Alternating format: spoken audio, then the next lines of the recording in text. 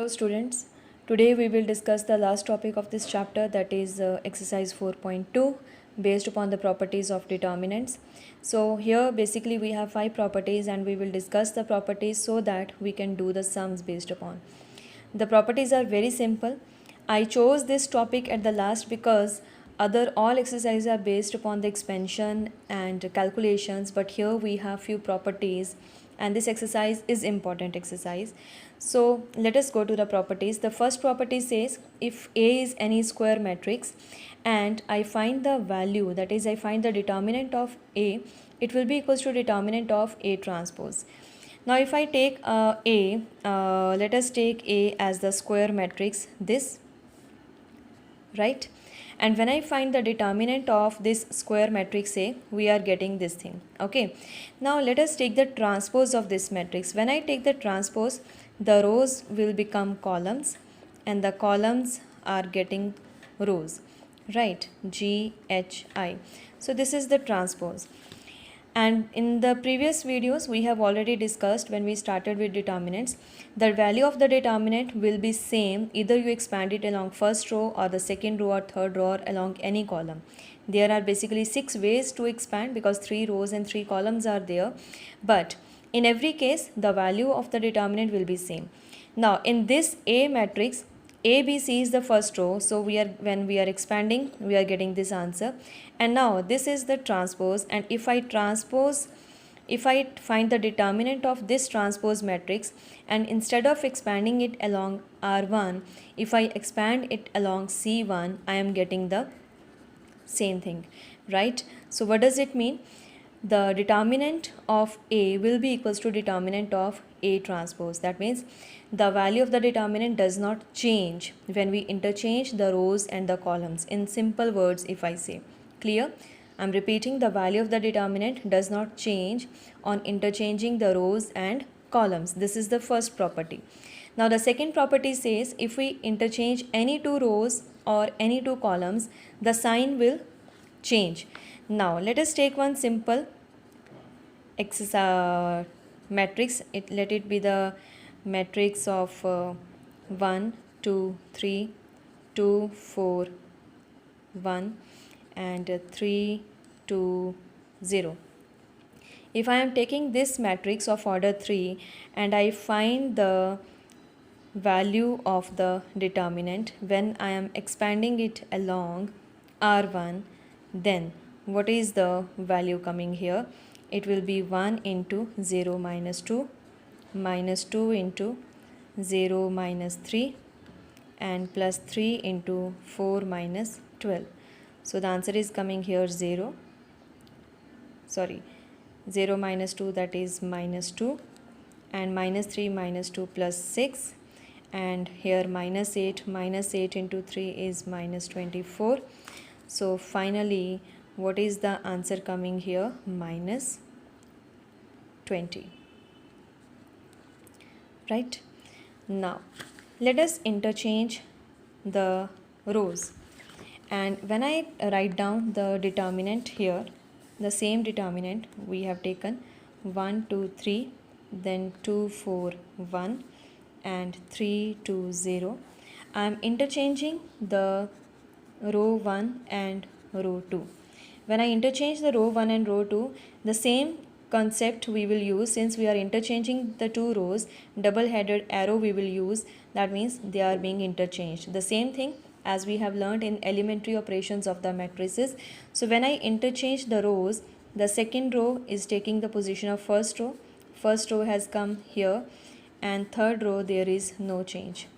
Now let us expand it again along R1, right? So when I expand this along R1, it will be 2 into 0 minus 6 minus 4 into 0 minus 9 plus 1 into 2 minus 6.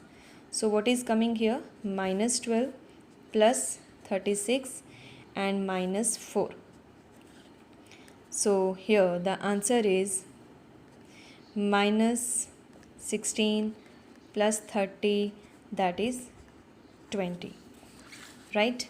Here when we calculated the value of determinant, it is coming minus 20, but when I interchange the two rows, the value is coming plus 20. It means the second property that we have written here, if any two rows or columns are interchanged, row will be changed with row, column will be interchanged with column. Remember this thing, the sign of determinant will change. So this is the verification of the second property that is written here. It is not necessary that you have to verify each and every property. I am doing it so that you people can understand the concept, right? Otherwise, we will be using these properties in proving sums, because most of the sums of this exercise are proving sums. Clear? So, the third property is if any two rows or any two columns are identical, right? Identical means if I take A is the determinant, I am writing here 1 1 1 2 4 6 1 1 1. Now R1 and R3, what is happening here? These two rows are identical, and as we have done in matrices that we can add the elements of any row to the corresponding elements of any other row, the same operation is applicable here also. We can add the elements of R1 and the elements of R2 in either R3, in either R1 or R3. If I can add, we can subtract also. So here if I do R1 minus R3 in R1 only, what will happen? This row will become 0.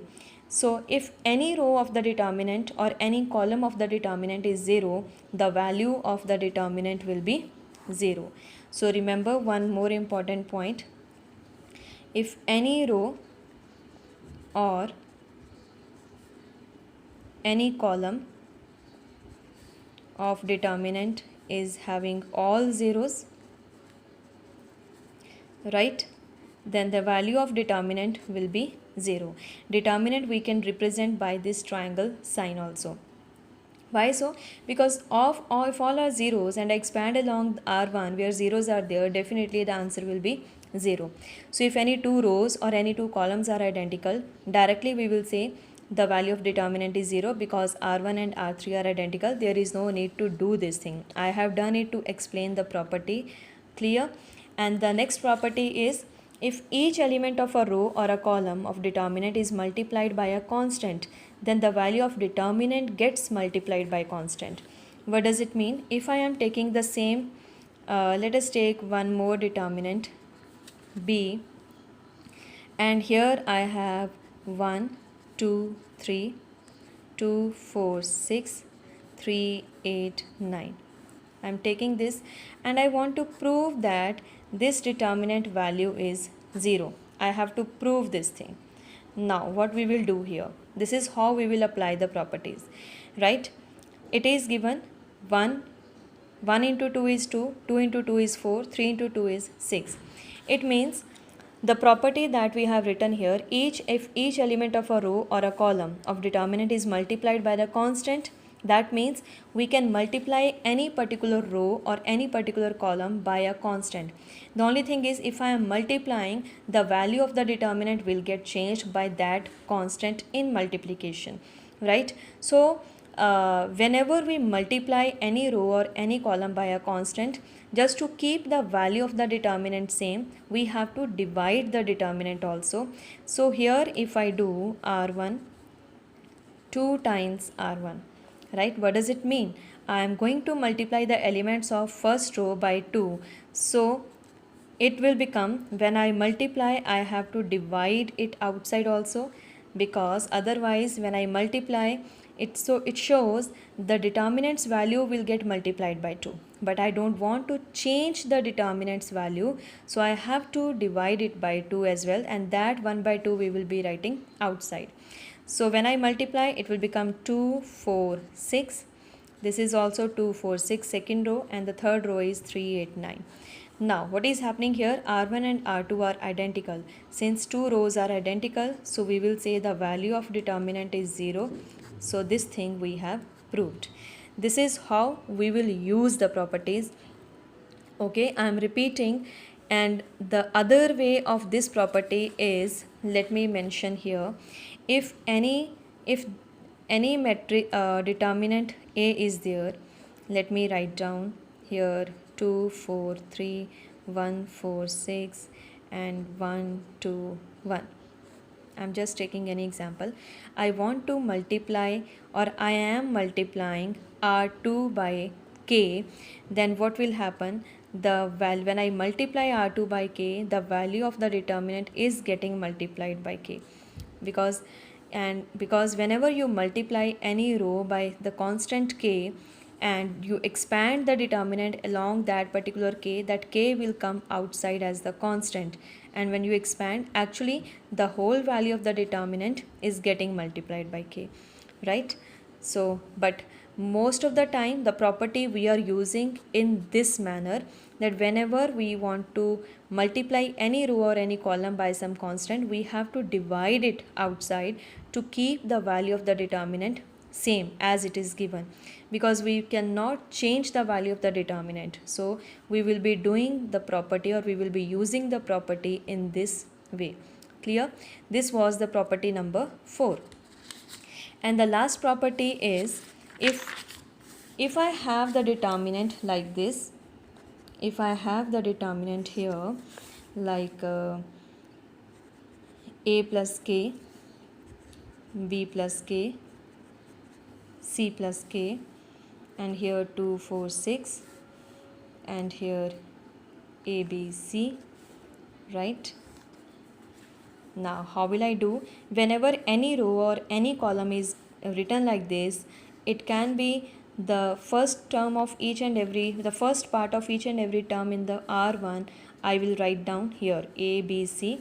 Second row and the third row there will be no change, plus now the second part of the term will be written here K, K and K, and this is 2 4 6, and this is A, B, C.